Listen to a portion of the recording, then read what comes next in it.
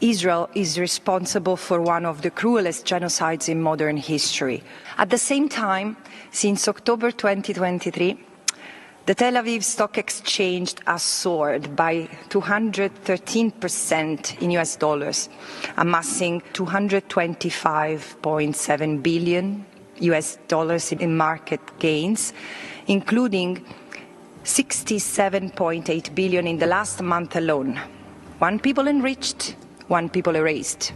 Member states must impose a full arms embargo on Israel, suspend all trade agreements and investment relations. The League of Arab States appreciates the Special Rapporteur for her bold and courageous report. Anti-Semites are those who support the genocidal government. Why does the genocide continue? Because it is profitable, says the report. The method used by US and European companies used to finance Hitler continues to be used today. The attacks against Gaza is a genocidal war. This regime understands no language but the language of force, not the language of law, nor the voice of civilized nations. And I now call the United Nations Watch.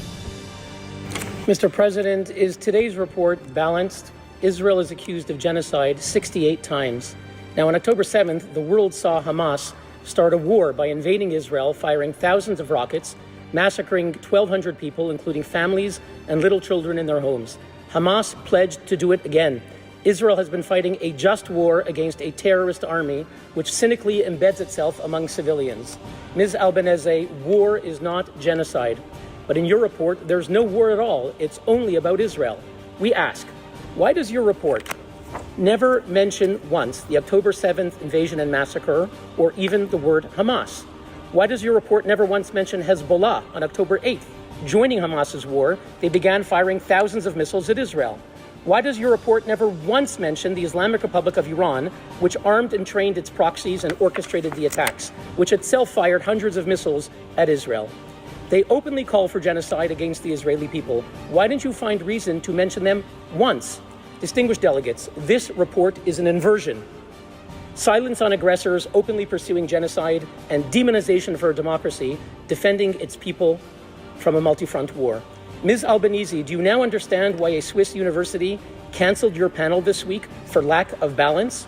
Mr. President, on April 1st, you released the report of the UN investigation, which found that the rapporteur's trip in Australia was funded by external groups. Ms. Albanese, will you release the documentation? Who funded you? We will continue then with the next speaker.